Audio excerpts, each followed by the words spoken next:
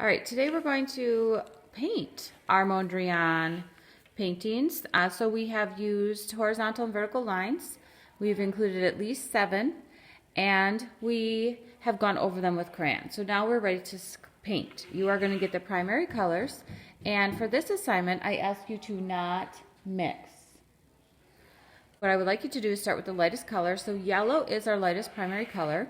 And you're going to paint all the shapes that you want to have yellowed first. In general, you don't want to, like if I paint this shape yellow, I don't want to have the shapes next to it yellow. I also ask that you leave 3 shapes white, so they're not painted at all. This is tempera paint, liquid tempera paint. You just take it right out of the container and start painting. You want to use the edge of your brush to press the bristles of the brush down and then pull it along the edge and go slowly so that you stay in your lines. You have to take your time on the edges. Now once I have my edges done, I can go quicker on the inside. If you get some on the table, I got a little bit here on the table, it's okay. I'd much rather you get it all the way to the edge than to have white showing. And now I have one shape painted.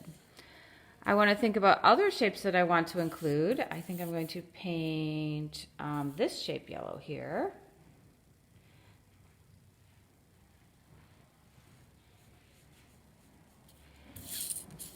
And I like to turn my paper so that I can see the bristles of the brush as they touch the paper so I can stay in the lines.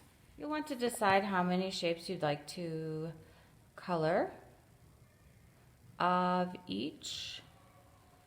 I think I'm going to do 3 yellows, and then I'm going to switch to a new color. So now that I'm ready to switch to a new color, I need to make sure that I clean my brush out totally. So I'm going to use the water container and I'm going to tap it in the bottom. I'm not making any noise, I'm just separating the bristles and gently